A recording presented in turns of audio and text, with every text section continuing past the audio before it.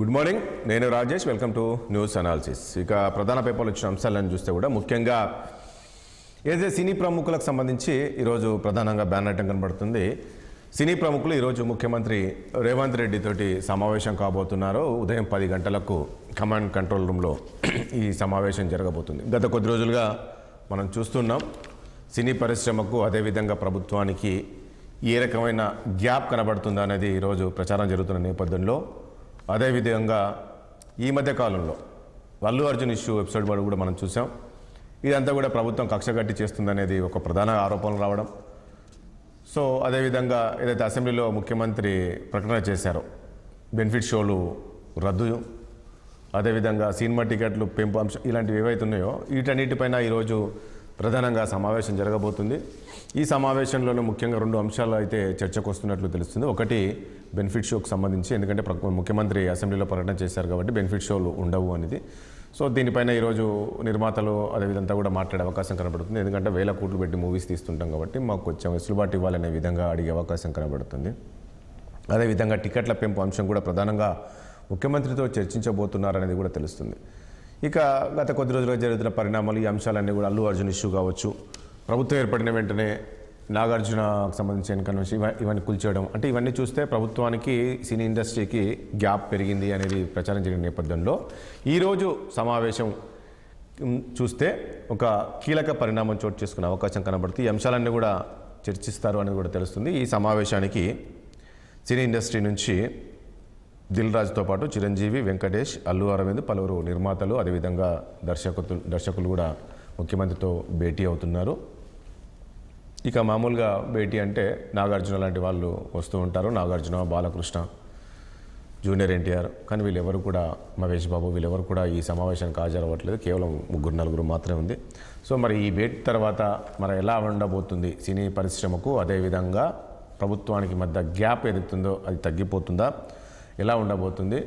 దాంతోపాటు మరొక అంశం ఏంటంటే ఫార్ములా ఈ రేస్ సంబంధించి కేసు కాస్త ఏసీబీ స్పీడప్ చేసిందని కూడా చెప్పుకోవచ్చు. నిన్న దాదాపు 4 గంటల పాటు సీనియర్ ఐఏఎస్ అధికారి ఎవరైతే దానకిషోర్ ఉన్నారో దానకిషోర్ను వాంగ్మూలం స్టేట్మెంట్ రికార్డ్ చేశారు నిన్నంతా. ఏం జరిగింది ఆ రోజుల్లో ఏంటి అనే దానిపైన ఆయన పూర్తిగా వివరాలన్నీ కూడా ఇచ్చినట్లు తెలిసింది. ఈ ఫార్ములా ఈ రేస్కి సంబంధించి కర్త, కర్మ, క్రియ అంతా కేటీఆర్ఏ అనే విధంగా నేను ఆయన వాంగ్మూలం ఇచ్చినట్లు తెలుస్తుంది.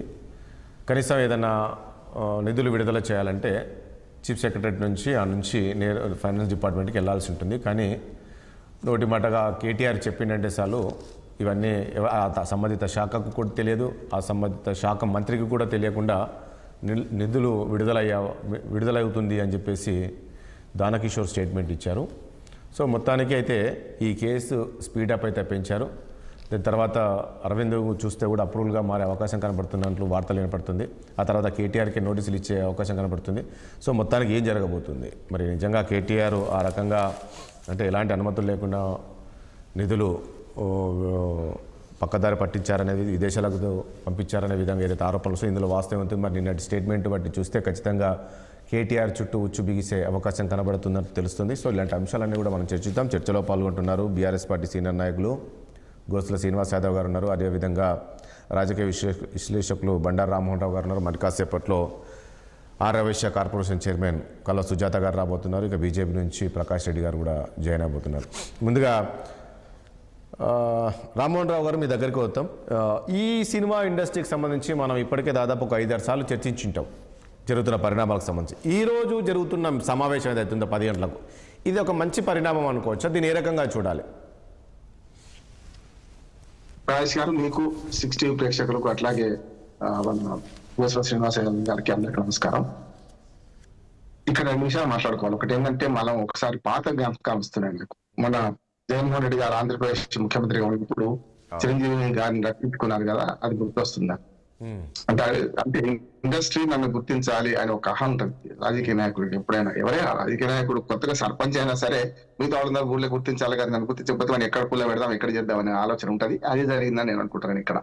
ఎందుకంటే వాళ్ళ సినిమా ఇండస్ట్రీ మొత్తం అక్కడికి మోహరెళ్ళిపోవడానికి కారణం ఈ అల్లు అర్జున్ కేసు మనం చెప్పుకోవచ్చు. అంతకంటే ముందు కూడా ఒకసారి చూసుకుంటే మనకు హైడ్రా పేరు మీద నాగార్జున ఇన్కన్వెన్షన్ కూల్చడం, ఇవన్నీ కూడా ఓటి వన్ కవడి జరుగుతున్నాయి కనుక ఈ పరిణామాల్లో నన్ను గుర్తించరా మీరు? సరే మనం పేరు మర్చిపోవడం కాదు ఇక్కడ మొత్తమే.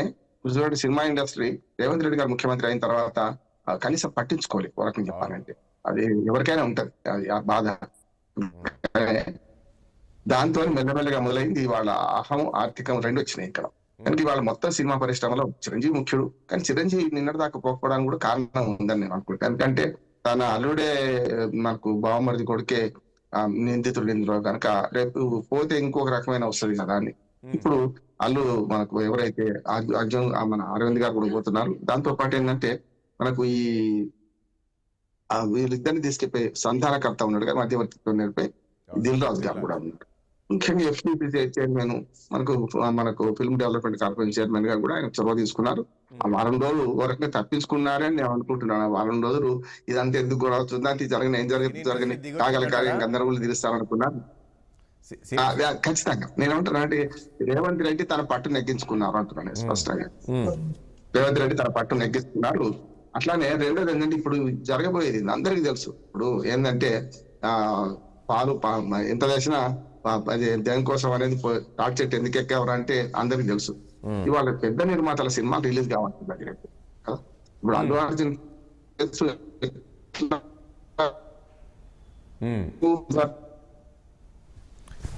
వాయిస్ బ్రేక్ అవుతున్నట్టుంది రామ్మోహన్ రావు గారు. Okay, Allu Arjun right. రామ్మోహన్ రావు గారు మీది కాస్త వాయిస్ బ్రేక్ అవుతున్నట్టు ఒకసారి చూసుకోరా. ఒకసారి శ్రీనివాస్ యాదవ్ గారి దగ్గరికి వెళ్ళేసి వస్తాం. శ్రీనివాస్ యాదవ్ గారు. గుడ్ మార్నింగ్ మీకు ఒక్క నిమిషం రామ్మోహన్ రావు గారు మీది ఆడియో బ్రేక్ అవుతుంది, సిగ్నల్ ప్రాబ్లం ఉండొచ్చు. మీది ఆడియో బ్రేక్ అవుతుంది అంటుంది, ఒకసారి చెక్ చేసుకోరా. శ్రీనివాస్ యాదవ్ గారు, గోస శ్రీనివాస్ యాదవ్. మీకు మరియు 60 ప్రేక్షకులకు శుభోదయము. అదేవిధంగా రామ్మోహన్కి, మిగతా ప్యానలిస్టులకు. మీరు దాదాపు 2 దశాబ్దాలుగా జర్నలిజంలో ఉన్నారు. సో మనం ఎన్నో సంఘటనలు చూసినాం. సో రేవతి ఏదైతే చనిపోవడం అనేది మొత్తం సభ్య సమాజం అంతా కూడా బాధాకరమైన వ్యక్తం చేసింది. అది జరగకూడని సంఘటన, ఇది యాక్సిడెంట్. అక్కడి వరకు మనం ఏ పార్టీలకు అతీతంగా ఒక వ్యక్తిగా మనం, ఒక మనిషిగా మనం చాలా అది ఖండించాల్సిన విషయం, బాధపడాల్సిన విషయం. రెండో విషయం ఏంటంటే దాని జరిగిన తర్వాత ఒక వారం రోజులు గ్యాప్ ఇచ్చి దాని తర్వాత దాన్ని మళ్ళీ కేసును ఈ రోజు మొత్తము సినిమా ఇండస్ట్రీ చుట్టూ తిప్పడం అనేది, ఇది పాలిటిక్స్ ఎటువైపు డ్రైవ్ చేస్తున్నారు రేవంత్ రెడ్డి గారు అనేది అర్థమవుతుంది. ఎందుకంటే సో రేవంత్ రెడ్డి గారు ముఖ్యమంత్రి అయినప్పటి నుంచి చూడండి అన్న, మీరు కంటిన్యూగా డిబేట్లు పెడుతున్నారు. మనం ఎన్నోసార్లు మొత్తం డైవర్షన్ పాలిటిక్స్ జరుగుతున్నాయి. ఎక్కడదన్నా సినిమా ఇండస్ట్రీ, ఆయన ఒక నటుడు అన్న, హీరో అని అది కూడా నేను బోధించలేను. నటుడు సినిమా తీస్తాడు, రిలీజ్ చేసుకుంటూ వాళ్ళు చిన్న వ్యాపారం చేసుకునే వాళ్ళు. సో మొత్తం ఈ రోజు మన అందరికి ముఖ్యమంత్రి అయిన వ్యక్తి టోటల్ ఆ కేసు చుట్టూ ఎంత హడావుడి చేయడము, అసెంబ్లీలో మాట్లాడము. ఇప్పుడు అంత ఇంపార్టెంట్ ఇష్యూ కాదు అది. ఆ నటుడు గురించి మాట్లాడడం అని, వాట్ ఎవర్ మేబీ అది తప్పు చేస్తే ఆయన చట్టం తన పని చేయాల్సిన బాధ్యత ఉందో, అది ఎవరి విషయంలోనే, నీ విషయంలో, నా విషయంలోనే, ఎవరి విషయంలో చేయాలి. అంతేగాని ఇది ఒక నెల రోజుల నుంచి ఢిల్లీలో మాట్లాడిండు, సరే ఏదో మాట్లాడింది అనుకున్నాం. మీలాంటి పెద్దలు, రామ్మోహన్ రావు లాంటి పెద్దలు అసెంబ్లీలో ఏకంగా అక్బరుద్దీన్తో క్వశ్చన్ వేయించుకొని ఆయన యాక్సెప్ట్ చేయించి క్వశ్చన్ను సో వేయించి దాని మీద చుట్టూ. అంటే నేను ఏమంటున్నా, ఈరోజు రాష్ట్రంలో చాలా హామీలు ఇచ్చారు వాళ్ళు. దాదాపు 6 గ్యారంటీలు 420 హామీలు ఇచ్చి 100 రోజులు పెట్టుకున్నారు. అవన్నీ అమలు చేయకుండా కాళేశ్వరం కమిషన్ అని, కాకతీయ మీద కమిషన్ అని, కరెంటు మీద కమిషన్ అని, తర్వాత అదేవిధంగా ఫోన్ ట్యాపింగ్ అని, ఈ కార్స్ రేస్ అని, ఇవన్నీ చూడండి అన్న. తర్వాత మూసీ నది అని, తర్వాత హైడ్రా అని, మొత్తం డైవర్షన్ కనిపిస్తుంది కదన్న మనకి. ఈరోజు ఎక్కడన్నా 4000 పింఛన్లు మనం 60 మైక్ పట్టుకొని పోదామన్నా ఎవరికన్నా ఇచ్చిండ్రా అన్న? 2500 పింఛన్లు ఇచ్చిండ్రా అన్న? రుణమాఫీ కూడా సరిగ్గా జరగలేదు కదా అన్న, అదే మొత్తుకుంటున్నారు కదా అన్న. ఎవరు కొండారెడ్డిపల్లిలో కూడా జరగలేదని మొత్తుకుంటున్నారు కదా. ఈరోజు కొండారెడ్డిపల్లిలో సాయిరెడ్డి చనిపోతే ఒక పెద్ద మనిషి, ఆయన మీద ఎఫ్ఐఆర్ కూడా రాలే కదన్న వాళ్ళ తమ్ముడి మీద. నేనేమంటున్నా అంటే మంచి అవకాశం ఇచ్చిండ్రు ప్రజలు, 5 ఏళ్ళు నీకు మ్యాండేటరీ అధికారం ఇచ్చిండ్రు, అద్భుతంగా చేయాలి కదా అన్న, బెస్ట్ ఆఫ్ అనిపించాలి కదా. అరే ఎంత మిస్ అవుతున్నాము, ఇంత మంచి పథకాలు పెడుతున్నారు అన్న. మీరు చెప్పండి, మీరు మనస్ఫూర్తిగా ఒక్క నిర్ణయం కన్స్ట్రక్టివ్ గా తీసుకున్నారా అన్న? ఒక్క నిర్మాత్మకమైన ఒక్క నిర్ణయం జరిగిందన్న ఈ 1 year లో? చెప్పుకోవచ్చా మనం ఏదన్నా అన్న? మేము ప్రతిపక్షాలు కావచ్చు, ప్రజల పక్షాన నుంచి మేము క్వశ్చన్ చేయొచ్చు. చెప్పినట్టు చేస్తున్నారు కదా, ఒకటి వాళ్ళు ఏదైతే ఎన్నికల ముందు ఇచ్చారో అవన్నీ హామీలు అమలు చేస్తున్నారు కదా అన్న. నేనేమంటున్నా, వాళ్ళే 100 రోజులు బస్సు ఫ్రీ బస్సు చేశారు, విద్యుత్ చేశారు, ఇవన్నీ కనబడుతున్నాయి కదా అన్న. 100 రోజులు వాళ్ళే అనుకున్నారు, విన్నారా? 100 రోజులను వాళ్ళే పెట్టుకున్నారు, సంక్రాంతిని వాళ్ళే పెట్టుకున్నారు, దసరాని వాళ్ళే పెట్టుకున్నారు, దీపాలను వాళ్ళే పెట్టుకున్నారు. ఈరోజు రైతు భరోసా ఒక్కసారి వేసిండ్రు అన్న. ఈరోజు 4000 పింఛన్లు వేసిన అన్న. ఉచిత బస్సు కూడా ఇప్పటి వరకు ఆర్టీసీకి పైసలు ఇవ్వలేదన్న. మీకు లెటర్ పంపమంటే పంపుతా, ఆర్టీఏ ద్వారా నేను తీసుకున్నా. ఇంతవరకు కూడా ₹1 కూడా ఆర్టీసీకి ఇవ్వలేదు. అవన్నీ బకాయిలుగానే ఉండిపోతున్నాయి. మనం అన్న మంచి చేస్తే మేము మాట్లాడే ఛాన్స్ ఉండదు అన్న. ప్రతిపక్షాలు ఏదైనా ఎట్లుంటుందంటే ఏం చేసినా కూడా విమర్శలు ఏదో రకంగా తీసుకొని ఏదో విమర్శలు చేస్తూ ఉంటారు. ఇప్పుడు నేను మాట్లాడిన దాంట్లో విమర్శలు ఎవరు ప్రభుత్వం చేసే పనులు ఎవరు ప్రతిపక్షాలు ఒప్పుకోరు, నాకు తెలిసి చాలా రేరు అనుకోండి. ప్రకాష్ రెడ్డి గారు గుడ్ మార్నింగ్ అండి. మీరు మళ్ళీ వస్తాను ఒకసారి. ప్రకాష్ రెడ్డి గారు గుడ్ మార్నింగ్ అండి. ప్రకాష్ రెడ్డి గారు ఏంటి ఈ రోజు మనం చూసాం, గత 15 రోజులు అనుకుంటా మనం ఈ సినీ పరిశ్రమకు సంబంధించి చర్చలు జరుపుతూనే ఉన్నాం. సినీ పరిశ్రమకు అదేవిధంగా ప్రభుత్వానికి మధ్య గ్యాప్ పెరిగింది. గ్యాప్ పెరగడంతో ఈరోజు సినీ పరిశ్రమ ఈ రకంగా ఇబ్బందులు పెడుతుంది ప్రభుత్వం అని చెప్పేసి చాలా వరకు ఆరోపణలు చేశారు మీలాంటి వాళ్ళు కూడా. సో ఈరోజు సినీ పరిశ్రమకు సంబంధించి పెద్దలు ముఖ్యమంత్రితో భేటీ అవుతున్నారు. ఈ భేటీని ఏ రకంగా చూడాలో మనం నిన్నటి నుంచి చూస్తున్నాం. ఏదైతే భేటీ అనే అంశము బయటికి వచ్చిందో, గతంలో కూడా గత ప్రభుత్వం మనం చూసాం. ఏపీలో జగన్మోహన్ రెడ్డిని కూడా సీఎంను పట్టించుకోలేదు కాబట్టి ఏ రకంగా ఇబ్బందులు పెట్టారో చూసాం. తర్వాత అందరూ వచ్చేసి సీఎం జగన్మోహన్ రెడ్డిని కలిశారు ఆ రకంగా. సో ఈరోజు కూడా సేమ్ అలాంటి పరిస్థితేనా అంటే ముఖ్యమంత్రిని ఇక్కడ పట్టించుకోలేదు కాబట్టి ఈ రకంగా సినీ ఇండస్ట్రీకి సంబంధించిన వాళ్ళని ఇబ్బందులు పెట్టారు. సో ఈరోజు ఎట్టకేలకు సినీ ఇండస్ట్రీ తగ్గి ఈరోజు ముఖ్యమంత్రితో భేటీ అవుతున్నారు అంటే ఏం చెప్తారు? ముందు మిత్రులకు నమస్కారం సార్. నమస్కారం రాజేష్ గారు. సినీ పరిశ్రమతో కలవాలి, ఓకే గుడ్, కలుస్తున్నాడు, సరే కొట్టేంత కొట్టిండు, తన్నేంత తన్నిండు, నేను కలుస్తున్నాడు, మంచిదే. దెబ్బలు తిన్నోళ్ళు బాగానే ఉన్నారు, దెబ్బలు తగిలి కొట్టిన వాళ్ళు బాగానే ఉన్నారు, కలిసి మాట్లాడుకుందాం మాట్లాడుకుంటారు. అది సెటిల్మెంటా లేకపోతే ఇంకో ఒప్పందమా లేకపోతే అగ్రిమెంటా, ఏ రకమైన ఒప్పందమా, అది వేరే విషయం. అది సరే, కలిసి మాట్లాడడం అనేది ప్రజాస్వామ్యంలో మంచి పరిణామం. ఎప్పుడు కూడా కలిసి విషయాలను చర్చించుకోవడం అనేది మంచిదే, మాది కాదని ఎవరన్నారు. కానీ సినీ పరిశ్రమ ఒక్కటే లేదు కదా సార్ హైదరాబాద్ లో. సినీ పరిశ్రమ ఒక్కటే ఇక్కడ ఉన్నటువంటి జీవనోపాధి కాదు కదా సార్. స్మాల్ స్కేల్ ఇండస్ట్రీస్ ఉన్నాయి, ఏవీ ఇండస్ట్రీస్ ఉన్నాయి, ఆటో కంపెనీలు, ఆటోలు ఉన్నాయి, బస్సులు ఉన్నాయి. వివిధ రంగాల్లో పనిచేసేటువంటి వివిధ ఉద్యోగస్తులు ఉన్నారు, వివిధ రంగాల్లో ఉపాధి పొందుతున్న వాళ్ళు కూడా ఉన్నారు. మాతో కూడా ఒకసారి కలిస్తే బాగుండేది కూడా నా అభిప్రాయం. ఎందుకంటే స్మాల్ స్కేల్ ఇండస్ట్రీ ఎందుకు ఇట్లా ఉంది పరిస్థితి, లేకపోతే ఉద్యోగ సంఘాలు ఎందుకు ఇట్లా ఉంది పరిస్థితి, చాలా ఉన్నాయి కదా సార్. ఒక సినీ పరిశ్రమ ఒక్కటే హైదరాబాద్ బతికిస్తలేదు కదా సార్. కానీ వాళ్ళకి టాప్ ప్రిఫరెన్స్ ఇచ్చి ఏదో జరిగిపోతుంది, ఏదో కలుస్తుంది.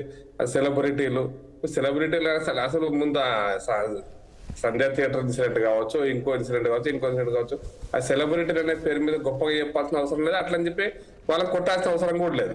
వాళ్ళ పని వాళ్ళు చేసుకుంటారు, వాళ్ళ సినిమాలు వాళ్ళు తీసుకుంటారు, వాళ్ళని వాళ్ళు చేస్తుంటారు. ప్రజాస్వామ్య పద్ధతిలో మీకుండేటువంటి చట్ట పరిధిలో వాళ్ళకు ఉండే పర్మిషన్ వాళ్ళకి ఇవ్వాలి, వాళ్ళు తీసుకుంటారు, వాళ్ళు రూల్ ప్రకారం అప్లై చేస్తారు, దాంట్లో నుంచి బయటపడుతుంది.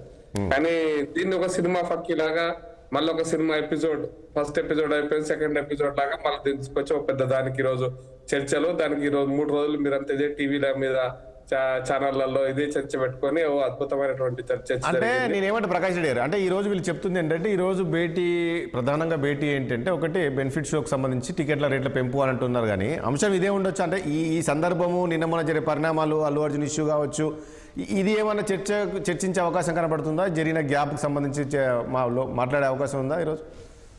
రాజేష్ గారు, నాకు అర్థమైనంత వరకు నేను కూడా కొంత నా అనుభవంతో చెప్తాను. చర్చలు ఎప్పుడు కూడా ఈ రోజు ఎజెండా ఆల్రెడీ ఫిక్స్ అయి ఉంటుంది వాళ్ళకి.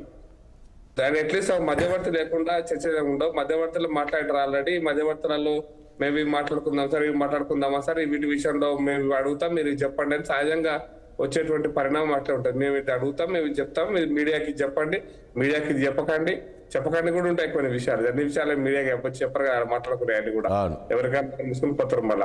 కాబట్టి మీకు చెప్పేవి చెప్తారు, చెప్పరు, చెప్పేవి డిస్కస్ చేసినాం అనుకుంటారు, చెప్పని కూడా కొన్ని డిస్కస్ చేస్తారు. కాబట్టి బయటకు పడవు. అరుస్తున్నారు, కలవాలనుకుంటారు, చర్చించాలనుకుంటారు, మంచిది. కానీ ఏం చర్చించినా అది ఒక సినిమా, 2 రోజుల సినిమా, 3 రోజుల సినిమా, రేపు ఎల్లుండి సంధ్యా థియేటర్ సినిమాలో ఎట్లయితే నడిచిందో 4 రోజులు దేశమంతా నడిపించారు ఛానల్స్లలో, అట్లాగే ఇది కూడా నడుస్తుంది, 3 రోజులు అయిపోతుంది సార్. ఇది ఈ ప్రభుత్వం ఈ ఎపిసోడ్స్ నడిపించే కార్యక్రమం తప్ప ప్రజల కోసం చేస్తున్నది అయితే ఏం లేదు. ఇంతకుముందు మిత్రులు చెప్పినట్టుగా ప్రజల కోసం చేస్తున్నది ఏం లేదు. అట్లా చాలా విషయాలు చాలా మందితో మాట్లాడుతూనే ఉండాలి. అయితే అందుకోసమనే కదా ఫస్ట్ డే రోజు ప్రగతి భవన్ యొక్క బద్దలు పలగొట్టేస్తాం, మాకు గేట్లు తెరిచేస్తామని మీకు అందరికి 2 రోజులు మంచిగా దానికి 2 రోజులు ఎంటర్టైన్మెంట్ కోసం చూపించినారు. తర్వాత ఏమైతే ప్రగతి భవన్ నుంచి గాంధీ భవన్ కు మారింది. ఇప్పుడు గాంధీ భవన్ లో కూడా వారానికి 1 రోజు వచ్చింది. వారానికి 1 రోజు కూడా ఎవరు తీసుకుంటారు, ఎవరో ఒక ఆయన ఉంటే క్లర్క్ ఉంటే తీసుకుంటాడు. ఇదే దానికి వచ్చేసింది ప్రజల విజ్ఞప్తులు కానీ ప్రజల కష్టాలు సుఖాలు తెలుసుకునేటువంటి కార్యక్రమం ఇక ఆ స్థాయికి వచ్చేసింది సినిమాలో కాబట్టి అది నడుస్తుంది. కాదు ప్రకాష్ రెడ్డి గారు, ఒక పాయింట్ ఇక్కడ ఈ సినీ పరిశ్రమకు ప్రభుత్వానికి గ్యాప్ ఉంది అనేది వాస్తవేనా? అందుకేనా అంటే ఇప్పుడు ఎట్టకేలకు పంతం నెగ్గించుకున్నారు ముఖ్యమంత్రి అంటున్నారు, ఇందులో వాస్తవం ఉందంటారా? సార్ ఇప్పుడు నేను అందుకోసం చెప్పాను, సినీ పరిశ్రమ అదేదో పెద్ద ఇక ఈ మొత్తం హైదరాబాద్ అంతా సినీ పరిశ్రమతో నడుస్తుంది కాబట్టి ఇక్కడ గ్యాప్ ఉంది నడిపించేస్తారంటే అసలు సినీ పరిశ్రమకు ఇంత ఇంపార్టెన్స్ ఎందుకు సార్? వాళ్ళు సినిమాలు స్టూడియోలు ఉన్నాయి, హీరోలు పనిచేస్తారు, సినిమా రంగంలో పనిచేసే వివిధ టెక్నీషియన్స్ వాళ్ళ పని వాళ్ళు చేస్తుంటారు, సినిమా తీస్తారు, సినిమా హాల్స్ ఉన్నాయి, ప్రజలు సినిమాలు చూస్తారు, అయిపోద్ది కదా. దానికి మనకేంది ఎంటర్టైన్మెంట్ ట్యాక్స్ వస్తుంది, చట్టం ప్రకారం ఏం జరగాలి అది జరుగుతుంది. దానికి ఇంత హైప్ ఇవ్వాల్సిన అవసరం ఏంది అంటే ఇదో దానికోసం అని ఏవో పెద్ద కూర్చుంటున్నారు, 4 మంది టీవీలో డిస్కస్ చేయాలి, అంత పెద్ద అంశం అది. అంటే నా దృష్టి అయితే అంశం కాదు సార్. అది రొటీన్ గా జరిగేటువంటి పనికి సినిమా ఫీల్డ్ కాబట్టి మనం చాలా పెద్ద ఇంపార్టెన్స్ ఇస్తున్నాం. అంటే మనం కూడా చర్చించాం ఒకటి ప్రకాష్ రెడ్డి, ఈ రోజు జరిగే సమావేశాన్ని మనం కూడా డిబేట్ పెట్టకుండా, కానీ గత కొద్ది రోజులుగా అల్లు అర్జున్ ఎపిసోడ్ ఇష్యూ ఇవన్నీ ఏ రకంగా ఉందో చూసాం. దేశవ్యాప్తంగా కూడా చర్చలు జరిగాయి అల్లు అర్జున్ అంశము. దానికి వెంటనే ఇక్కడ సినీ పరిశ్రమ మీటింగ్ పెట్టడం అనేది దానికి రిలేటెడ్ అని కామన్ గా ఆబ్వియస్లీ చర్చిస్తాం ఈ అంశాన్ని. అందుకని రాజేష్ గారు ఒకటే పాడి, అల్లు అర్జున్ సంఘటనలో కూడా ఒక వ్యక్తి చనిపోయిండు, బాధాకరం. ఒక చిన్న బాబు హాస్పిటల్ ఉంటే చాలా బాధాకరం. దానికి చట్టం ప్రకారం ఏం చర్యలు తీసుకోవాలి. దానికి కేసు బుక్ చేసినారు, అయిపోయింది. దానికోసం అసెంబ్లీలో 1 గంట సేపు మాట్లాడాల్సిన అవసరం ఉందా? దానికోసం అంతర్జాతీయ ఛానల్ అన్ని కూడా, నేషనల్ ఛానల్స్ అన్ని కూడా ఇంగ్లీష్ హిందీలో పెద్ద గొడవ చేయాల్సిన అవసరం ఉందా? అంటే ప్రభుత్వాన్ని తప్పుపడ్డారు కదా ప్రకాష్ రెడ్డి గారు, ప్రభుత్వాన్ని అందరూ వచ్చి బయటకు వచ్చి దీని మీద ఖండించడం, సపోర్ట్ చేయడం ఎంత అవసరం? ఇదంతా చట్టం అందరికీ ఒకటే అయినప్పుడు ఒకరికి చుట్టం ఎందుకైతే, ఒకరికి పెద్ద అద్భుతమైనటువంటి సంఘటన ఎందుకైతే? ఇప్పుడు హైదరాబాద్ లో ఒకటే సంఘటన జరగాలి కదా, రోజు జరుగుతున్నాయి, యాక్సిడెంట్లు జరుగుతున్నాయి. ఇట్లాగే మాట్లాడుకుంటాం యాక్సిడెంట్ల గురించి. రోజు సంఘటనలు జరుగుతూనే ఉంటే చనిపోతూనే ఉన్నారు. దురదృష్టకరం. ఒక డ్రైవర్ తప్పుతో చనిపోతారు, ఒక బస్సు తప్పుతో చనిపోతారు, ఇంకో తప్పుతో చనిపోతారు. చనిపోయిన వాళ్ళకు బాధాకరమైన విషయం. దాన్ని చనిపోవడం, సంఘటన జరగడం అనేది మంచి పద్ధతి కాదు. అంటే ఇక్కడ పాయింట్ ఏంటంటే ప్రకాష్ రెడ్డి మీరు చెప్పింది, యాక్సిడెంటల్ గా ప్రమాదాలు జరగడం వేరు, ఇక్కడ సంధ్యా థియేటర్ దగ్గర జరిగింది వేరు కదా. ఇక్కడ ప్రమాదం జరిగింది, మీరు వెళ్ళిపోండి అని చెప్పినా కూడా హీరో వెళ్ళిపోలేదని కదా కాన్సెప్ట్. ఇక్కడ సంధ్యా థియేటర్ సంఘటన జరిగింది, దురదృష్టకరం, బాధాకరం. ఒక వ్యక్తి చనిపోవడం బాధాకరం. అల్లు అర్జున్ గారు తప్పు చేశారా, ఒప్పు చేశారా మనకు తెలియదు. న్యాయస్థానం కోర్టుకైతే పోయింది కదా కేసు. రాజేష్ గారు కోర్టుకు పోయినాక న్యాయస్థానం నిర్ణయిస్తుంది కదా. తప్పు జరిగితే అల్లు అర్జున్ గారు శిక్ష చేస్తారు, తప్పు జరగకపోతే ఇంకో రకంగా ఉంటది. కాబట్టి దాని గురించి మనం ఎందుకు ఇంత చర్చ చేసుకుంటాం అంటే నేను అర్థం కాలేదు. అంటే సినిమా రంగం కాబట్టి ఇంత ప్రిఫరెన్స్ ఇవ్వడం అనేటువంటిది ఇక అసలు ఇదొక దురదృష్టకరమైన విషయం. సినిమా రంగం కాబట్టి అద్భుతంగా ఉండాలి, మిగతా రంగాలు అయితే పనికిరానివి అయితే, మిగతా రంగాలలో ఏమి పని లేదు, మిగతా రంగాలని చెత్త రంగాలు అని అనుకుందామా? అంటే ఇప్పుడు మన ఉద్యోగ ఉపాధి కల్పించేటువంటి రంగాలు ఉన్నాయి. ఇప్పుడు హైడ్రా ఉంది, హైడ్రా మీద కూడా ఇండ్లు కూలగొట్టారు. దాంట్లో కూడా 2 సూసైడ్ చేసుకున్నారు. హైడ్రా ఇండ్లు కూలగొడుతుంటే ఎన్నో ఇండ్లు రోడ్డు మీద పడ్డాయి. అది కూడా ఒక సంఘటనే కదా. ఇప్పుడు మూసీ నది సంఘటన కూడా ఉంది. మూసీ నదిలో పరోక్షంగా కొన్ని 100 మంది చనిపోతున్నారు క్లీన్ చేయకుండా. అది పొల్యూషన్, వాటర్ తాగో తినో ఏదో పరోక్షంగా మనకు తెలియకుండా చచ్చిపోతాం చాలా మంది ఉన్నారు. వాటి విషయంలో చర్చ పెడితే మనం క్లోజ్ చేసేస్తే అయిపోయి కాదు. మూసీ నది మూలగొడ్డది, హైడ్రా ఇంటికి పోయింది, అయిపోయింది ఇప్పుడు చర్చ. కాబట్టి మీరు చర్చలు ఆరంభశూరత్వం లాగానో లేదో ఇదేదో సెటిల్మెంట్ కోసం, ఇది సినిమా కోసం, అది ఏదో అదర్వైజ్ ఫైనల్ ఒక డైవర్షన్ టాక్టిక్స్ లాగా ఇంకొక డైవర్షన్ ప్రోగ్రామ్ కింద తీసుకొచ్చేసే పరిస్థితి తప్పిస్తే దాన్ని మనం ఇంత పెద్దగా చర్చించాల్సిన అవసరం ఉందని అనుకోవట్లేదు. ఏం చెప్తారండి సుజాత గారు? గుడ్ మార్నింగ్ అండి సుజాత గారు. ఒక్క నిమిషం రాజేష్ గారు నేను వస్తాను, మీ దగ్గరికి వస్తాను. రామోహన్ రావు గారు మీ దగ్గరికి వస్తాను, ఒకసారి సుజాత గారితో మాట్లాడించిన తర్వాత. సుజాత గారు ప్లీజ్. గుడ్ మార్నింగ్ రాజేష్ గారు. మార్నింగ్ అమ్మ. Good morning. వినపడుతుందా? వినపడుతుంది, మాట్లాడండి. ఎస్, 6 టీవీ ఛానల్ కి అలాగే నా తోటి పార్టిసిపెంట్ సోదరులకి మీకు కూడాను. ఫస్ట్ ఆఫ్ ఆల్ ఈ చర్చ ఎందుకు చేయాలి అని అడుగుతున్నటువంటి సోదరులకి, వాళ్ళ పార్టీ నాయకులకు కూడా నేను ఒక ప్రశ్న ప్రశ్నించదలుచుకున్నాను. మరి ఎప్పుడైతే అల్లు అర్జున్కి అరెస్ట్ వారెంట్ వచ్చిందో అప్పుడు చట్టం తన పని తను చేసుకుపోయింది కదా. దాన్ని ఎందుకు ప్రభుత్వాన్ని, ముఖ్యమంత్రిని నిందించి ఈ రెండు పార్టీలు రాష్ట్ర ప్రజలు ఎవ్వరు కూడా దాన్ని సపోర్ట్ చేయకున్నా కూడా ఈ రెండు పార్టీలు పొద్దున్న నుంచి రాత్రి వరకు ప్రశ్నిస్తూ ఎందుకు చట్టం తన పని తను చేసుకుపోయింది. 10 మంది లాగా 11వ వ్యక్తి కూడా ఉన్నాడు.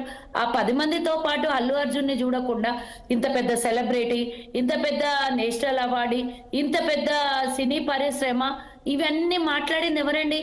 అసలు ముందు ముఖ్యమంత్రి మొదలు పెట్టాడా ఇది, లేకపోతే మా ప్రభుత్వం మొదలు పెట్టిందా? ఎవరు తప్పుదం జరిగిందో వాళ్ళని అరెస్ట్ చేశారు, వాళ్ళ మీద కేసులు ఫైల్ అయినాయి. ఇవన్నీ యథాతథంగా జరుపుకుంటూ పోయినాయి. మరి దాని మీద ఇష్యూస్ చేసి, లొల్లి చేసి, గొడవ చేసి బీజేపీ బీఆర్ఎస్ వాళ్ళు కదా మొదలు పెట్టింది ఇది. మరి ఎందుకు అలా మొదలు పెట్టారు? మిగతా 10 మంది కనబడలేదు కానీ 11వ వ్యక్తి ఎందుకు కనబడినాడు వీళ్ళకి? ఇప్పుడు అంత ఇంపార్టెన్స్ ఇయ్యొద్దు సినీ పరిశ్రమకు అన్నప్పుడు ఆ పరిశ్రమలో ఉన్నటువంటి వ్యక్తిని అరెస్ట్ చేద్దాము అని వారెంట్ వచ్చినప్పుడు దాన్ని ఎందుకు మొదలుపెట్టి ఇంత రచ్చ చేసింది ఎవరండి? అసలు రచ్చ చేయాల్సినటువంటి అవసరం ఏముంది? ఎవరి పని వాళ్ళు చేసుకుంటూ పోయినప్పుడు ఆయన వదిలేయాలి కదా. ఒకటండి, సరే ఇప్పుడు మీరు ఆ చర్చకు వచ్చారు అంటే అసెంబ్లీలో అంత అవసరం లేదు కదా. గంటన్నర పాటు ముఖ్యమంత్రి ఆ అంశాన్ని, రాష్ట్రంలో చాలా సమస్యలు ఉన్నాయి, చాలా జరగలేదండి. గంటన్నర దాని మీద చర్చ జరగలేదు. ఓవైసీ అడిగిన ప్రశ్నలకి రేవంత్ రెడ్డి గారు తన స్పీచ్ లో చెప్పారు. ఒకటి, మరి రేవంత్ రెడ్డి గారిని, ముఖ్యమంత్రి గారిని మొత్తం నేషనల్ మీడియాలో ఎక్కడ పడితే అక్కడ బీజేపీలు కడిగి ఆరేస్తూ ప్రభుత్వాన్ని నిందిస్తూ ఉంటే చూస్తూ ఊరుకోవాలా చెప్పండి? అది సంబంధం లేని విషయమైనా కూడా అందరూ తలదూర్చి అందరూ మాట్లాడారు.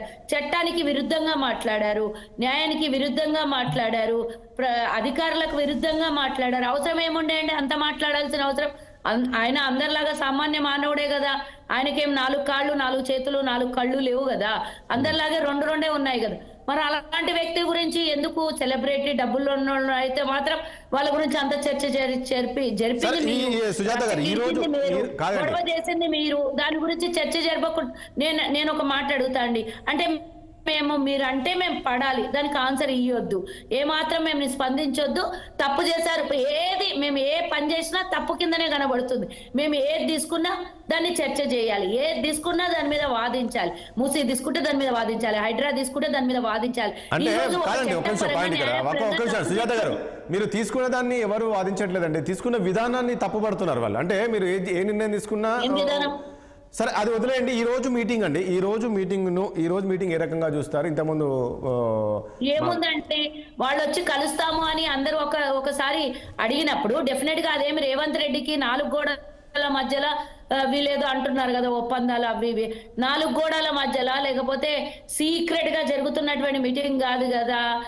కమాండ్ కంట్రోల్లో జరుగుతున్నటువంటి మీటింగ్ లో 4-5 మంది మంత్రులు అందరూ పాల్గొంటున్నారు. వాళ్ళు పిలిచారు, వాళ్ళు చర్చలకు పిలిచినప్పుడు మేము వస్తాం అని రిక్వెస్ట్ చేసినప్పుడు వాళ్ళు కూడా అందరిలాగానే కదా. కాబట్టి వాళ్ళు అపాయింట్మెంట్ తీసుకున్నారు, కలవడానికి వస్తున్నారు, మాట్లాడుతున్నారు బహిరంగంగా. ముఖ్యమంత్రిగా బాధ్యతలు చేపట్టిన తర్వాత రేవంత్ రెడ్డి గారు కనీసం సినీ ఇండస్ట్రీ గుర్తించలేదు, ఆయనను పట్టించుకోలేదు. సో అది మనసులో పెట్టుకుని రోజు చేశారు. సో మొత్తానికి ఆయన పంతం నెగ్గించుకున్నారు. ఈ రోజు సినీ ఇండస్ట్రీ ఆయన కలవడానికి వస్తున్నారు అని చెప్పేసి అది అనుకూలంగా మార్చుకొని మాట్లాడుడేనా? సినీ ఇండస్ట్రీ రాలేదు, పట్టించుకోలేదు అంటే రేవంత్ రెడ్డి గారు వాళ్ళని ఎందుకు పట్టించుకుంటారండి? వాళ్ళు పట్టించుకున్నా పట్టించుకోకపోయినా ప్రజాపాలన నడుస్తుంది. వాళ్ళతో ఏమన్నా ప్రభుత్వం నడుస్తుందా? వాళ్ళతో ఏమన్నా రేవంత్ రెడ్డి గారికి గుర్తింపు వస్తుందా? ఈరోజు వాళ్ళకి సెలబ్రిటీలకు కొంతమంది గుర్తుపట్టవచ్చు, కానీ రాష్ట్ర ముఖ్యమంత్రి 4 కోట్ల మంది ప్రజలు గుర్తుపడతారు. అది చాలు కదా. వేరే వాళ్ళు ఎవరో గుర్తించాలి, వాళ్ళ ఉనికి కాపాడుకోవాలి అనే అవసరం రేవంత్ రెడ్డి గారికి కానీ మా ప్రభుత్వం కానీ అవసరం లేదు. వీళ్ళు చిలికి గాలివాన చేసి దాన్ని పెద్దది చేసి దానికి మీరు అన్నయన్ని పడి మేము ఆన్సర్ చెప్పకుండా కామ్గా కూర్చోవడానికి మీరు అంటే పడ్డానికి మేమేం తప్పు చేయలేదు కదా. ప్రజలు అధికారము ప్రజాపాలన నడుస్తున్నప్పుడు ఒక్కళ్ళకి ఏ శిక్ష ఉంటుందో ఇంకొకళ్ళకి కూడా తప్పు చేసిన వాళ్ళకి మీరెందుకు? నేను అడుగుతున్నాను రాజేష్ గారు, వీళ్ళు ఎందుకు స్పెసిఫిక్ గా అల్లు అర్జున్ కి అంత ఫేవర్ చేశారు? నేను అడిగేదానికి ఒక్కదానికి ఆన్సర్ ఇప్పటి వరకు వీళ్ళ దగ్గర రాలేదు. కేవలం సెలబ్రిటీ, నేషనల్ అవార్డు. అల్లు అర్జున్కి పనిష్మెంట్ అయిందంటే అక్కడ హైడ్రా వల్ల చనిపోయిన వాళ్ళకి పనిష్మెంట్ ఇచ్చారా, లేదా మూసీ వల్ల జరుగుతున్నటువంటి అన్యాయాన్ని, అసలు ఏ సబ్జెక్ట్ ఉన్నప్పుడు ఆ సబ్జెక్ట్ గురించి మాట్లాడాలి. మీరు మూసీ నది గురించి మాట్లాడినప్పుడు మేము చర్చలకు సిద్ధం లేకుంటున్నా, లేకపోతే హైడ్రా గురించి మాట్లాడినప్పుడు మేము చర్చలు చేయలేదా? మీరు ఏమడిగినా దానికి సమాధానం, ఏమడిగినా కూడా అక్కడ జరిగిన వాస్తవాలని మీ ముందు ఉంచాము, ప్రజల ముందు ఉంచాము. ఏ చర్చకు ఆ చర్చనే, కానీ అన్ని చర్చల్ని ఇంకో చర్చ దగ్గర తీసుకొని వచ్చి మాట్లాడడం కాదు కదా. ఏ సబ్జెక్ట్ ఆ సబ్జెక్టే కదా. ఇప్పుడు ఈ సబ్జెక్ట్ ని ఇంకో దాంట్లో కలిపి ఇంకో సబ్జెక్ట్ ని ఇందులో తీసుకొని వచ్చి మీరు అడిగిన ప్రశ్నలకే మేము సమాధానం ఇచ్చాము. మేము కాముగా ఉండి ఇప్పుడు 10 మంది అరెస్ట్ అయిన రోజు వచ్చినటువంటి లొల్లి లేదు, కానీ ఎప్పుడైతే అల్లు అర్జున్ అరెస్ట్ అయిందో ఆ రోజు నుంచి వీళ్ళు కదా లొల్లి చేసింది. రేవంత్ రెడ్డి గారు అదిగో అల్లు అర్జున్ అరెస్ట్ చేసినాము, ఎవ్వరు మాట్లాడకున్నా రేవంత్ రెడ్డి ముందుకు వచ్చి మాట్లాడలేదు కదా. ప్రతి ఒక్కరు గగ్గోలు పెట్టి సోషల్ మీడియా అంతా ఈ బీజేపీ బీఆర్ఎస్ నానా బూతులు తిట్టి ఆయన మాట్లాడితేనే కదా దానికి సమాధానం ఇచ్చారు. ఓకే అండి, ఓకే ప్లీజ్ ఒక నిమిషం అండి. రామ్మోహన్ రావు గారు చెప్తున్నారు ఇద్దాం. అదే అంటే మొదలు కొద్దిగా మాట్లాడిన డిస్టర్బెన్స్ సిగ్నల్ ప్రాబ్లం వచ్చింది. సమాజం ఎట్లా ఉంటదంటే ఏ పని చేసినా విమర్శించేవాళ్ళు. అవును, ఈ మొత్తం కేసులు చూస్తే నాకు తండ్రి కొడుకులు ఒక గాడిద మీద ఎక్కిపోతుంటారట. ఎక్కిపోతుంటే బుద్ధి లేదు వాళ్ళకు, గాడిద మీద అంతా బరువు వేస్తారా అని అన్నారంట ప్రజలు. అనే పాపం తండ్రి దిగి కొడుకుని ఎక్కించి నడిపించింది. అప్పుడు ముసలాయన నడిపిస్తారా, యువకుడు కూర్చున్నాడు మొద్దులాగా ఉన్నాడని అప్పుడు అన్నారట. అప్పుడు మళ్ళీ కొడుకుని దించి మన తండ్రి ఎక్కింది. చూసిన పోరని నడిపిస్తున్నారట. ఇది బాగా లేదని ఇద్దరు బాధ పడలేక ఇద్దరు కలిసి దిగి నడుస్తున్నట. వీళ్ళంతా ఫూల్స్ లేదు, గాడిద బరువు మోయడానికే ఉన్నది, గాడిద మీద ఇద్దరు కూర్చొని పోవాలి కానీ నడిచిపెట్టుకుంటూ పోతారు అన్నారట. ఆఖరికి వాళ్ళు ఏం చేశారు, గాడిద నడిచిపెట్టి వాళ్ళంతా వాళ్ళు పోయిందట. పోయింది పరిస్థితి. ఈ మొత్తం కేసులు చూస్తే నాకు ఇది అనిపిస్తున్నారు. రెండు చేతులు కలిపి అప్పట్లో అవుతున్నాయి. సమస్య లేదు ఇక్కడ. మన కాళోజీ గారు గారు అన్నట్టు మొదటి వారం రోజులు ఏం గొడవ లేదు కదా. నిజంగా ఎప్పుడు నాలాంటి వాళ్ళు డిమాండ్ చేసినాం. అసలు ఏం సార్ నేరపూర్తి నిర్లక్ష్యం ఉంది ఇందులో, వద్దన్నాక ఎందుకు పోయింది అనేది అన్ని చేసినాం. అయితే ఆయన అరెస్ట్ కాకముందు వెళ్ళి వారం రోజులు పోయింది. 13వ తారీఖు అరెస్ట్ అయింది. మన సిరిసిల్ల చూస్తే 4th నైట్ జరిగింది ఇది. 13 దాకా ఆయన అరెస్ట్ కోసం పోయిన దాకా ఏం మాట్లాడలేదు. ఇంకా పైగా ఏమన్నారంటే కొందరు అయితే ఆయన ఎందుకు అరెస్ట్ చేస్తారు, సామాన్యులకు న్యాయం పెద్దవాళ్ళకు న్యాయం అని కూడా అన్న వాళ్ళు ఉన్నారు. నేను పార్టీలు చెప్పాను ఎందుకన్నారంటే లగచర్ల సంఘటన ముడిపెట్టి లగచర్లు అట్లా చేసిండ్రు, మరి గిరిజనులు అరెస్ట్ చేసిండ్రు, ఈయన ఎందుకు అరెస్ట్ చేయాలని డిమాండ్ కూడా చేసిండ్రు. అందుకని నేను గాడిద ఇద్దరు తల్లి కొడుకులు ఉదాహరణ ఎందుకు చెప్పానంటే ఏది చేసినా తప్పయ్యే పరిస్థితి తీసుకొచ్చాను. ఆఖరికి చివరికి ఏమైందంటే నేను అంటున్నాను పాలే అతిమించిపోయింది, చాలా పెద్ద ఎత్తున పోయింది. ఇది ఎక్కడికి వచ్చింది అంటే చర్చ ఆఖరికి ఆంధ్రప్రదేశ్ రాజకీయాలు చంద్రబాబు నాయుడు అరెస్ట్ ఎందుకు చేయలేదు, అక్కడే కొన్ని కాగంటి కోటేశ్వరరావు గారిని అరెస్ట్ చేయలేదు, ఎందుకంటే ఆయన 3 నిమిషాల్లో మూనుగమన్నాడు గంగలు అప్పుడెప్పుడు, అది మన పుష్కరాలు అప్పుడు. అందుకనే ఇవన్నీ వస్తాయి.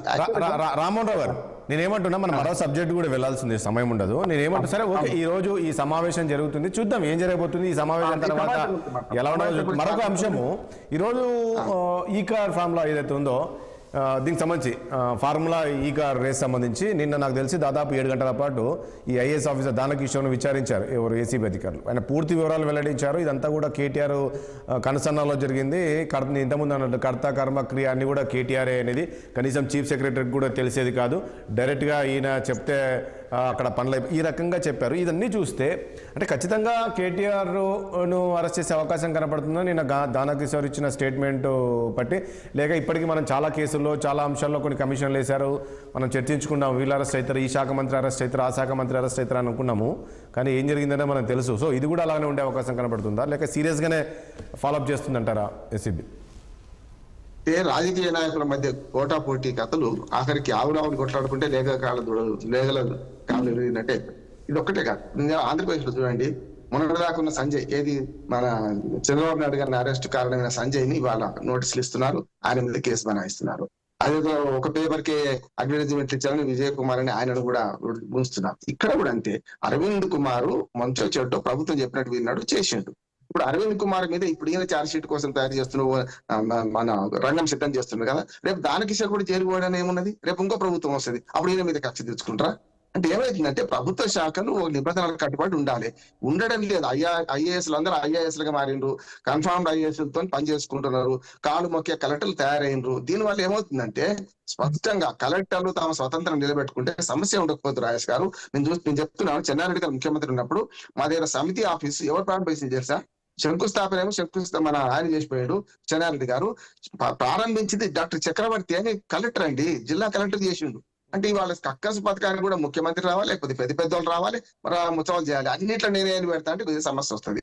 ఇవాళ ఈ కేసులో స్పష్టంగా చెప్తున్నాను, లీగల్ గా ఆధారాలు లేవు, అంటే సాంకేతికంగా మాత్రమే ఉన్నాయి. సాంకేతికత చెల్లదు అంటున్నాను. ఈ కేసులో సాంకేతికంగా చాలా పొరపాటు జరిగింది, కానీ అవినీతి ఎక్కడ జరిగింది కనుక రేపు పొద్దున అరవింద్ కుమార్ నిరికిద్దామని దానకిషోర్ గారికి అన్ని సాక్ష్యాలు సమీకరించి అది లీగల్ కంటే మనకేంది, మనకు టెక్నికల్ గా ఉన్న సాక్ష్యాలు చూపెడుతున్నారు. దీంతో ఏసీబీ కంటే మనకు ఈడీ కరెక్ట్. ఈడీ రావడం మన కరెక్ట్ అంటే అక్కడ ఈడీ వచ్చింది కదా, ఇప్పుడు అదే 1, 2, 3 పెట్టిండ్రు. 1, 2, 3 పెడితే ఈడీలో ఎక్కడ సమస్య వస్తుంది? ఎక్కడైనా డబ్బులు మారినాయా, చేతులు మారినాయా, హవాలా మనీ ఉందా? ఇప్పుడు ఈడీ ఎప్పుడు వచ్చింది? రావాల్సి ఉంటే మొదలే రావాల్సి ఉండే, ఏది నిజంగానే అక్రమాలు పాల్పోయిందంటే మొదలు రావాల్సి ఉండే. ఈ ఏసీబీ కేసు అయిన తర్వాత మేము కూడా ఎక్కడ వెనక్కి పడిపోతామో అని చెప్పి ఇప్పుడు ఈడీ ముందుకు వచ్చింది. నిజంగా చెప్పాలంటే పార్టీల పంచాయతీ ఏమైందంటే మొత్తం అసలైన మన ప్రజల సమస్యలు ముందుకు తెలియమంటున్నాడు. ఇవాళ మిర్చి అట్లాగే ఉన్నది, తెల్ల బంగారం తెల్లబోయింది, మన రైతు భరోసా వస్తలేదు, ఈ సమస్యలు చర్చకు వస్తలేదు. రాజేష్ గారు మేడిగడ్డ కుంగు పార్టీ మొదలు పెడితే ఇవాళ దాకా ప్రతి నెలకు సమస్య మొదలకు వస్తుంది. అది ఏదైనా కావచ్చు, కావచ్చు, ఇవాళ కన్వెన్షన్ కూర్చోబెట్ట కావచ్చు, ఇవాళ కావచ్చు. ఒక్క మాట చెప్పి ముగిస్తాను రాజేష్ గారు. ఇవాళ ఇప్పుడు ఈ జరుగుతున్నదంతా డ్రామా రాజకీయం నడుస్తున్నది. ఈ అందరూ రెండు చేతులు కలిసి చెప్పట్లయితున్నాయి. ఇప్పుడైనా సరే 1 year అయిపోయింది, పరిపాలన మీద దృష్టి పెట్టి ప్రయత్నం చేయండి. ఇంకొక మాట మన ప్రకాష్ రెడ్డి గారు మంచి మాట చెప్పారు, ఆ ఒక్క సినిమా ఇండస్ట్రీ లేవు, ఇతర ఉన్నాయి కదా. ఇప్పుడు ఇవాళ నిర్మాణ రంగం అంత పెద్దది ఇంకోటి ఏం లేదు మనకు భారతదేశంలో కానీ మన రాష్ట్రంలో కానీ హైదరాబాద్ లో నిర్మాణ రంగ కార్మికులు బాధపడుతున్నారు. మరి రియల్ ఎస్టేట్ వాళ్ళు మొన్నటి హైడ్రా మూసితాంతో బాగా పునారిల్లిపోయినారు. వాళ్ళు కూడా పిలిచి మాట్లాడదాం, ఎందుకు మాట్లాడద్దు? వాళ్ళు కూడా చొరవ తీసుకోవాలి. అంటే ఇటుపక్క ముఖ్యమంత్రి కాదు, అటుపక్క చొరవ తీసుకోవాలి.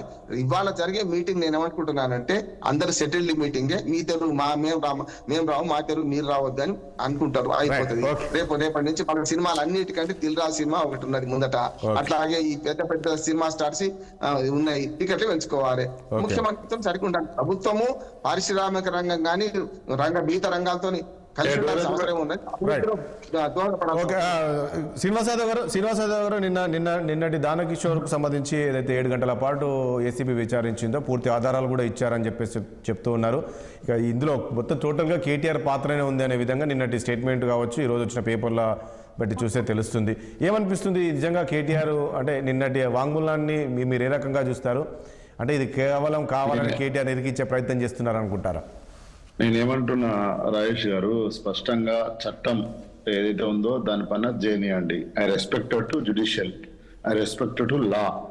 అంతేగాని ఈరోజు కాంగ్రెస్ పార్టీ ఏం చేస్తుందో విశ్లేషకులు కానీ అందరూ మాట్లాడుకుంటున్నారు, మాట్లాడే ప్యానలిస్టులకు కూడా తెలుసు స్పష్టంగా.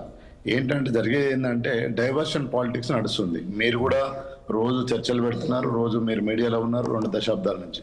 ఈ రోజు కాళేశ్వరం కమిషన్ కాంచి మొదలు పెట్టుకుంటే ఈరోజు సినిమా ఇండస్ట్రీ అండ్ ఈ కార్స్ రేస్ వరకు ఈరోజు వాళ్ళు దేని మీద ఫోకస్ చేయాలి, ఇవన్నీ చేయొద్దని మేము అంటలేము. 100% మేము ఇక్కడే ఉన్నాం. మాకు ప్రజల ప్రతిపక్ష హోదా ఇచ్చిండ్రు, 39 సీట్లు ఇచ్చిండ్రు. మేము ప్రజల పక్షాన నుండి పోరాటం చేయమని మాకు అవకాశం ఇచ్చిండ్రు, ప్రజల పక్షాన మాట్లాడతాం. కానీ మీరు ఇచ్చిన గ్యారంటీల మీద ఇప్పుడు తెల్ల బంగారం, ఈరోజు పత్తి వర్షం పడుతుంది, పత్తి పరిస్థితి ఏంది? ఈరోజు చేన్లలో పత్తి వర్షం పడితే నల్లగా అయిపోతుంది. ఈరోజు మిర్చి పరిస్థితి ఏంది? ఈ రైతులకు సంబంధించింది ప్రధానమైన ఇష్యూ. ఆ రైతులకు సంబంధించి రైతు భరోసా ఒక్కసారి కూడా వేయలేదు. ఇప్పుడు మేము పెట్టిన రైతు బంధు వేసిండ్రు ఒకసారి తప్ప ఇంతవరకు రైతు భరోసా వేయలేదు. ఇష్యూస్ మీద మీరు కన్సర్న్ చేసుకుంటా పోతే, ఇష్యూస్ మాట్లాడుకుంటా పోతే బాగుంటది. ఇట్లాని మమ్మల్ని ఏమో ఎక్స్క్యూజ్ చేయి, మమ్మల్ని ఏం తప్పేయమంటలేము. ఈ రోజు కాళేశ్వరం మీద కమిషన్ వేసిండ్రు, ఏమైంది? నరసింహారెడ్డి గారు పక్క పోయినారు, ఇంకొక ఆయన వచ్చిండు. ఈరోజు కరెంటు మీద కమిషన్ వేసిండ్రు. అన్నిటి మీద వేయండి. 10 సంవత్సరాల పరిపాలన మీద మీరు ఏ విచారణకైనా మేము సిద్ధంగా ఉన్నామని చెప్తున్నాం కదా, అది క్లారిటీ. కానీ మీరు ఇచ్చిన హామీలను మాత్రం మీరు అమలు చేయకుండా ఉంటే ఎట్లా? ఇప్పుడు ప్రజలు ఈ రోజు 4,000 పింఛన్లు ఇస్తా అన్నారు, 2 నెలలు ఎగ్గొట్టిండ్రు అన్న. 2 నెలలు మీరు మైకు పట్టుకొని ఏ ఊరికి పోదామంటే ఆ ఊరికి పోదాం. ఈరోజు రుణమాఫీ చేస్తా అన్నారు, కొండారెడ్డిపల్లెకే పోదాం మనం. కొండారెడ్డిపల్లెలో 100% అయినట్టు ఉంటే మేము దేనికంటే దానికి ఒప్పుకుంటామని మా వర్కింగ్ ప్రెసిడెంట్ గారు చెప్పడం జరిగింది. మీరు ఇష్యూస్ ఏవైతే ఉన్నాయో 1/1 చేసుకుంటా పోతే బాగుంటది. ఏమన్నంటే ఈరోజు మీరు ఉచిత బస్సు అంటారు, ఉచిత బస్సు అమలవుతుంది 100%, నేనేం కాదంటలేను. కానీ దానికి సంబంధించిన బకాయిలు కూడా చెల్లించలేదు ఇప్పుడు ఆర్టీసీ వరకు. ఇప్పటి వరకు నా దగ్గర నా దగ్గర రైట్ టు ఇన్ఫర్మేషన్ కింద వేసి నేను క్లియర్ గా తీసుకున్నా. ఎన్ని పైసలు ఇచ్చారు ఇప్పటి వరకు? ₹1 కూడా ఇవ్వాలి. 1 year లో ₹1 కూడా ఇవ్వాలి ఆర్టీసీకి. ఏదైతే మహిళలు తిరుగుతున్న దానికి నేను అందుగురించే మా ఆడబిడ్డలకు 2,500 ఇస్తాను, ఇచ్చిండ్రా? తులం బంగారం ఇస్తాను, ఇచ్చిండ్రా? ఇవన్నీ ఏమనంటే అప్పులు అంటారు. అప్పులు అనే మాట వచ్చినప్పుడు నేను ఇంకో ప్రశ్న కూడా అడగాల్సి వస్తుంది. స్పష్టంగా ఆ రోజు మీలాంటి జర్నలిస్ట్ గారు ఈ రోజు ఆర్థిక మంత్రి బట్టి విక్రమార్క అడిగితే ఏమన్నాడంటే మేము ఆర్థికవేత్తలతోని చిదంబరంతోని వీళ్ళందరితో చర్చించే మేము ఈ బడ్జెట్ పెట్టాం, మేము పిఎస్సిలో ఉన్నాం, ఎన్ని రూపాయలు వస్తాయో ఎన్ని రూపాయలు పోతుందో అని చెప్పడం జరిగిందని ఈ రోజు ఉన్న ఆర్థిక మంత్రి బట్టి విక్రమార్క గారే చెప్పారు. మరి ఎందుకు ఈ రోజు ఇవన్నీ తీసుకొస్తున్నారు? కాబట్టి ఇప్పటికైనా మీరు డైవర్షన్ పాలిటిక్స్ చేస్తున్నారు అనేది ప్రజలందరికీ అర్థమవుతుంది. దయచేసి డైవర్షన్ పాలిటిక్స్ కాకుండా మీరు కాంక్రీట్ శ్రీనివాస్ యాదవ్ గారు, అంటే ఇప్పుడు గత ప్రభుత్వం చేసిన మీ తప్పుల్ని అంటే వదిలేయమంటారా?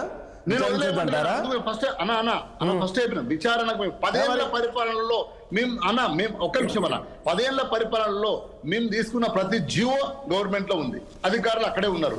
మీరు ఏ జియో మీద ఏ ఇది ఒకటండి, ఇది కాదు. ఇప్పుడు శ్రీనివాస్ యాదవ్ గారు లేదా పొలిటికల్ లీడర్స్ కామెంట్స్ కాదు కదా, నేరు ఐఏఎస్ ఆఫీసర్స్ చెప్తున్నారు కదా ఏం జరిగింది అనేది. అన్నా నేనేమన్నా ఐఏఎస్ ఆఫీసర్లు కాదు ఇప్పుడు చేయాల్సింది, లేదంటే ముఖ్యమంత్రి కాదు, లేదంటే పోలీసు వాళ్ళు కాదన్న, ఐపీఎస్ కాదు, డీజీపీ కాదు, ఇది జ్యుడిషియల్ కదా. మీరు కోర్టే కదా అల్టిమేట్ గా న్యాయ నిర్ణేత మనకు ఎవరికైనా కూడా. సో మేము విచారణకు రెడీ అంటున్నాము, మేము వస్తామంటున్నాము, మేము సహకరిస్తామంటున్నాము, మేము తప్పు చేస్తే శిక్షకు ఉంటామంటున్నాం, శిక్ష పడుతుంది అంటున్నాం. అది కోర్టు చేతిలో ఉంది కదా, నీ చేతిలో నా చేతిలో లేదు కదా. పోలీసు వాళ్ళ డ్యూటీ ఏంది? ఏదైతే సమీకరించి నిజ నిజాలను సేకరించి కోర్టు ముందు పెట్టాలి, అంతే కదా, ఆడి వరకు కదా. ఐఏఎస్ ఆఫీసర్లు ఐపీఎస్ ఏంది, వాళ్ళు కూడా అక్కడ ఉన్న ఏదైతే లోపాలు జరిగినా అవన్నీ తీసి కోర్టు ముందు పెట్టాలి. పెట్టమంటున్నాం, మేము సహకరిస్తామంటున్నాం, మేము ఉంటూ ఉన్నాం. ఇక్కడ మాకు ప్రజలు కూడా ప్రతిపక్ష హోదా ఇచ్చారు. కానీ దీని మీదనే మీరు డైవర్షన్ చేయకండి. ఈరోజు మూసి అన్న ఎక్కడుందన్న? విధి విధానాలు ఏమైనా వచ్చినాయి అన్న? హైడ్రా అన్న విధి విధానాలు వచ్చినాయి అన్న? ఓహో ఆహ్వానం అన్న ఈ రోజు లొల్లి పెట్టుకున్నాం. ఏమన్నా విధి విధానాలు మీ దగ్గర ఉన్నాయా? మీద ఒక ప్రముఖ ఛానల్ మీ దగ్గర హైడ్రా మీద విధి విధానాలు మీ దగ్గర ఉన్నాయా? మీకు ఇవ్వాలి కదా. మాకంటే ప్రతిపక్ష పార్టీకి ఇవ్వకపోవచ్చు, మీకు అది ఇవ్వాలి కదా. సో ఏ విధి విధానాలు లేకుండా, ఏ స్కీమ్ లేకుండా ఈ రోజు ఇట్లా తీసుకపోతే చాలా ప్రమాదం అవుతుంది. ప్రతిపక్ష పాదాలు ఈ రోజు అన్న ఒక్క నిమిషం, ఈ రోజు లగాచర్లో మేము లొల్లి పెట్టినందుకే కదా అన్న భూములు వెనుకకు తీసుకున్నావు. మేము తీసుకోము, భూములు ఇచ్చేస్తామని చెప్పినావు, నీ ప్రాజెక్ట్ విత్డ్రా చేసినావు. కానీ లగాచర్లో కేసులు మాత్రం వాళ్ళకి అట్లే కంటిన్యూ అవుతున్నాయి. ఇప్పుడు ఎవరు తప్పు ఇక్కడ ఒకసారి చెప్పండి. ప్రకాష్ రెడ్డి గారు ఇప్పుడు నిన్నటి అతని రికార్డ్ బట్టి చూస్తే ఏంటంటే ఏ శాఖకు సంబంధించి అయినా సరే నాన్ బడ్జెట్ నిధులకు సంబంధించి విడుదల చేయాలంటే ఖచ్చితంగా చీఫ్ సెక్రటరీ ఇది రావాలి, చీఫ్ సెక్రటరీ దగ్గర నుంచి, తర్వాత ఫైనాన్స్ నుంచి సంబంధిత శాఖ మంత్రి నుంచి వెళ్ళాలి. కానీ ఇక్కడ కేటీఆర్ చెప్తే చాలు అవన్నీ ఏమి ఉండదు, బైపాస్ చేసేసి వెళ్ళిపోయేది అనే విధంగా అరవింద్ కుమార్ చెప్పారు అనేది ఈరోజు దానకిషోర్ ఇచ్చిన స్టేట్మెంటు. నిజంగా ఆ రోజుల్లో కేటీఆర్ ఆ రకంగా చేసి ఉండొచ్చా? ఈ కేసు చూస్తే అంటే సీరియస్గా ఈ కేసు ఖచ్చితంగా దీనిపైన ఏసీబీ చాలా సీరియస్గా విచారిస్తుంది, ఖచ్చితంగా కేటీఆర్ అరెస్ట్ తప్పదు ఈ కేసులు అని భావిస్తున్నారా బీజేపీ నేతలు? లేక ఇది కూడా ఇంతకుముందు కేసులాగానే ఇది నడిచిపోతుంటుంది ఇలా అని అంటారా? నేను టిఆర్ఎస్ పాలన 10 సంవత్సరాల పాలనలో మొదటి జీవో గురించి నేను మాట్లాడుతున్నాను. అక్కడ నుంచి చివరి జీవో దాకా వస్తుంది. దీని ఫస్ట్ డే నాకు టిఆర్ఎస్ 2014లో మొదటిసారి అధికారంలోకి వచ్చేందుకు మొదటి జీవో ఇష్యూ అయింది. 5 కిలోల బియ్యం నుంచి 6 కిలోల బియ్యం ఫ్రీ రైస్ రేషన్ కార్డులకు ఇవ్వాలనేది ఫస్ట్ జీవో రిలీజ్ అయింది. నేను ఆల్మోస్ట్ అప్పుడు పాత సెక్రటరియట్ కదా, మనకు తెలిసిన వాళ్ళు ఎవరు ఉంటే నేను ఎందుకో వేరే పని మీద సెక్రటరియట్ పోయినా. టిఆర్ఎస్ గవర్నమెంట్ వచ్చిన మొదటి రోజే కేటీఆర్ గారు ప్రగతి పంపించారు. అక్కడ సెక్షన్ లో ఎవ్వరికి ఏమీ తెలియదు. సీఎం గారి ఇంట్లో, అప్పుడు సీఎం గారి ఇంట్లో జీవో రిలీజ్ అయిపోయింది. సెక్షన్ ఆఫీసర్ కు తెలియదు, అసిస్టెంట్ సెక్రటరీ తెలియదు, డిప్యూటీ సెక్రటరీ తెలియదు, సెక్రటరీ సివిల్ సప్లైస్ అని కూడా తెలియదు. క్యాంప్ ఆఫీస్ అన్న సీఎం గారు ఇల్లు కాదు, దయచేసి క్యాంప్ ఆఫీస్ అంటారు దాన్ని, సీఎం ఇల్లు కాదు. దయచేసి పెద్దలన్నా మీరు పెద్దలు సీనియర్, క్యాంప్ ఆఫీస్ అది. సార్ క్యాంప్ ఆఫీస్ లాగా ఉంచుంటే బాగా, క్యాంప్ ఆఫీస్ అందరు అధికారులు ఉంటారు అక్కడికి. ఇదే నాట్ ప్రైవేట్ ఇల్లు కాదు. నేను రాజకీయ వేదిక చేసిన ప్రగతి భవన్ రాజకీయ వేదిక చేశారు కాబట్టి దానికి ముఖ్యమంత్రి గారి ఇల్లు అంటున్నా. అధికారికంగా చెప్పాలంటే టెక్నికల్లీ స్పీకింగ్ ముఖ్యమంత్రి గారి ఇల్లు, ఏ మంత్రి అయినా కూడా 24 hours మినిస్తారు. ముఖ్యమంత్రి గారు ఉండేది ముఖ్యమంత్రి గారి ఇల్లు అంటాము. అధికారికంగా ఇక్కడ కార్యక్రమాలు నిర్వహించవచ్చు, తప్పు కూడా ఏం లేదు. కానీ రాజకీయ కార్యక్రమాలు నిర్వహించకూడదు, ఎందుకంటే అది ప్రభుత్వ భవనం అయినప్పుడు చేసినారు కాబట్టి మేము ముఖ్యమంత్రి ఇల్లు అంటున్నాం అండి. ఇంతకుముందు గ్రీన్ ల్యాండ్స్ కూడా ప్రభుత్వ భవనం ఉండింది ఒకప్పుడు కాలంలో. రాజకీయ పార్టీ సమావేశం పెట్టలేదు ప్రకాశ్, రాజకీయ పార్టీ టిఆర్ఎస్ పార్టీ సమావేశం పెట్టలే. వంద చూపిస్తాయి దాని గురించి చాలా ఉన్నాయి, బట్ 100 చూపిస్తాను దానికి. అది పక్కన సమయం లేదు, ప్లీజ్ ఒక నిమిషం ప్లీజ్ అండి, సబ్జెక్ట్ మాట్లాడండి. దాన్ని పక్కన పెట్టేస్తే, నేను ఆ జీవో ఫస్ట్ జీవో సెక్రటరీ కూడా ఉన్నాడు, సివిల్ సప్లై సెక్రటరీ, ఆయన కూడా తెలియదు. కానీ బట్ అక్కడ తయారయ్యే జీవో మాత్రం సీఎం వారి దగ్గర తయారైంది, వారు రిలీజ్ చేశారు. అట్లా డే వన్ అని చెప్తున్నా, ఫస్ట్ డే నుంచి చివరి దాకా ప్రభుత్వ యంత్రాంగం sir. Assistant secretary, section officer, deputy assistant secretary, clerk దగ్గర నుంచి మొదలు పెడితే ప్రతిదీ నోట్ రాయాల్సిందే. ఆ నోటు మన అదృష్టం ఏంటంటే ఆర్టీఏ చట్టంలో ఆ నోటు కూడా తీసుకునే అధికారం ప్రజలకు కూడా ఉంది. కానీ దురదృష్టం ఏంటంటే అత్యధికమైన చట్టాలు, అత్యధికమైన అంశాలు ఏవి కూడా అక్కడెక్కడ సెక్రటేరియట్ సంబంధం లేకుండా సపరేట్ గా తయారైనటువంటి, దీనికి బాధ్యత వహించాల్సింది ఎవరైతే ప్రభుత్వ యంత్రాంగంలో చీఫ్ సెక్రటరీ మొదలు పెడితే మిగతా యంత్రాంగం అవుతాడు. ఐఏఎస్ అని చెప్పుకునే వాళ్ళు, వాళ్ళకి చట్టాలు తెలియదా, అడ్మినిస్ట్రేషన్ తెలియదా అంటే తెలుసు. కానీ అవకాశం శాశ్వతంగా ఒక ప్రభుత్వం ఉంటుందనే భ్రమలలో ఉండరా, లేకపోతే వాళ్ళకి నిజంగా ఇంకేమైనా లాలూచీలు ఉన్నాయో నాకు తెలియదు. కానీ అంతకుముందు కూడా మీకు బాగా గుర్తుంటుంది, శ్రీలక్ష్మి లాంటి వాళ్ళు ఐఏఎస్ ఆఫీసర్ జైల్లో ఉంటే కూడా బయటకు వచ్చినాక మళ్ళీ మంచి పదవులు, ప్రభుత్వం మారింది, మంచి పదవులు వస్తూనే ఉంటాయి. కాబట్టి ఏం పోయింది, 4 రోజులు జైలు ఉంటే పోయింది, 40 కోట్లు వచ్చిన ఇంట్లో ఉంటే చాలు కదా అనుకునేటువంటి ఐఏఎస్ ఆఫీసర్లు కూడా ఉన్నారు.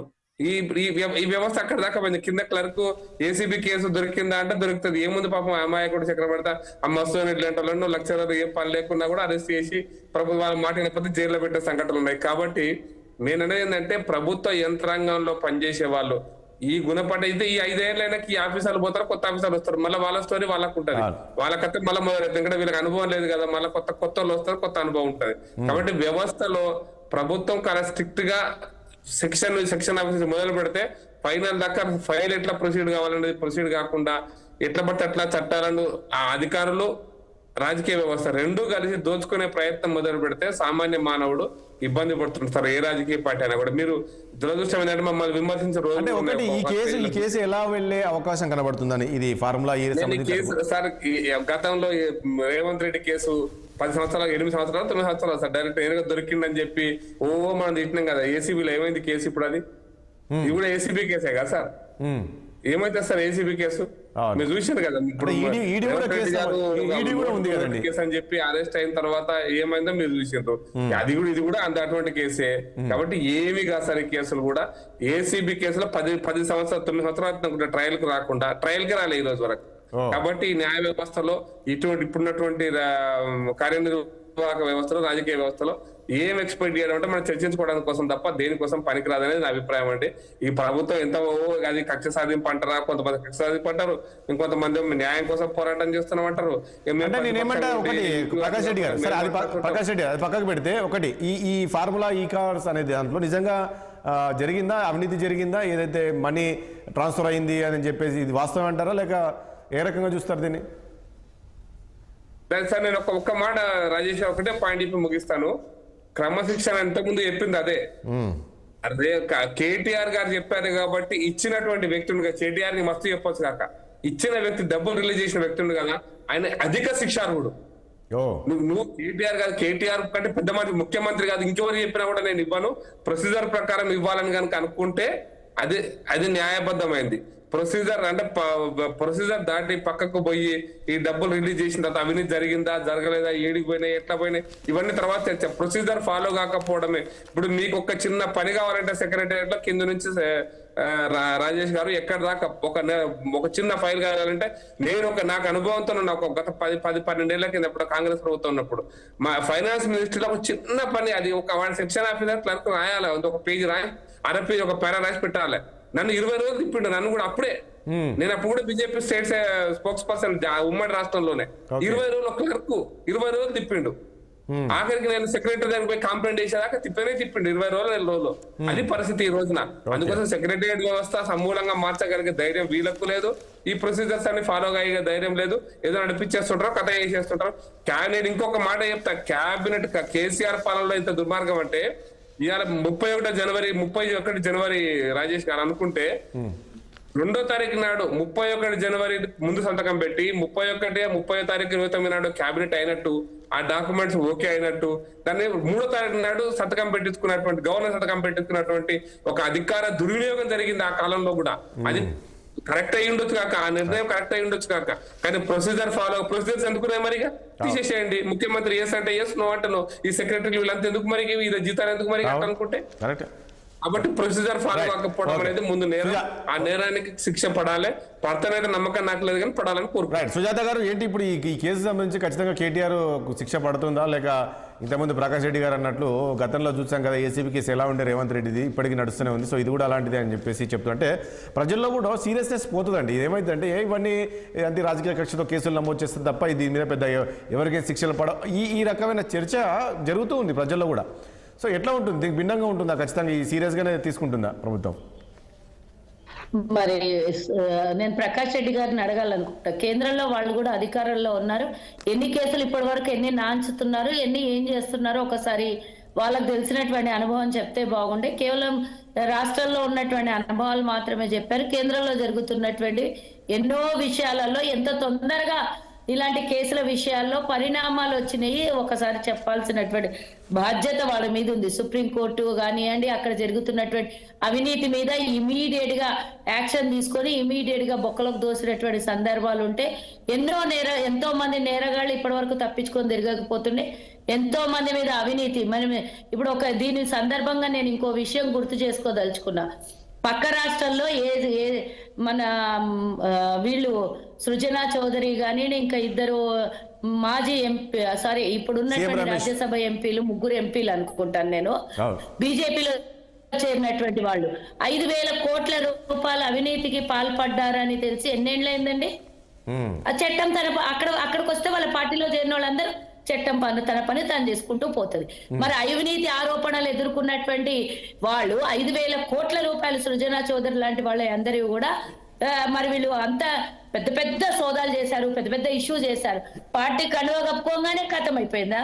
మరి ఇప్పటి వరకు నాకు తెలిసి ఇది 4 సంవత్సరాలు దాటి 5వ సంవత్సరం వీళ్ళ పార్టీలో చేరి 5 ఏళ్ల నుంచి ఆ కేసు ఇష్యూ ఒక్క రోజన్నా దాని బయట చర్చ జరుగుతుందా? ఎక్కడన్నా దాని విషయంలో మనం మాట్లాడుతున్నామా? ఎప్పుడన్నా ఇలా సందర్భం వచ్చి డిబేట్లలో ప్రకాష్ రెడ్డి గారు ఏం చెప్తారు ఒకసారి అడిగి మీ దగ్గరకు వస్తుండండి. ఒక్క నిమిషం అండి, అంతసేపు వాళ్ళు మాట్లాడారు, మీరు అవకాశం ఇవ్వకపోతే ఎట్లా? పూర్తి సబ్జెక్ట్ నేను చెప్పాలి కదా. రేవంత్ రెడ్డి గారి విషయమే కానివ్వండి, ఇప్పుడు అరెస్ట్ అవుతారా కేటీఆర్ అని అంటే చట్టం దాని పంతం చేసుకుంటూ పోతుంది.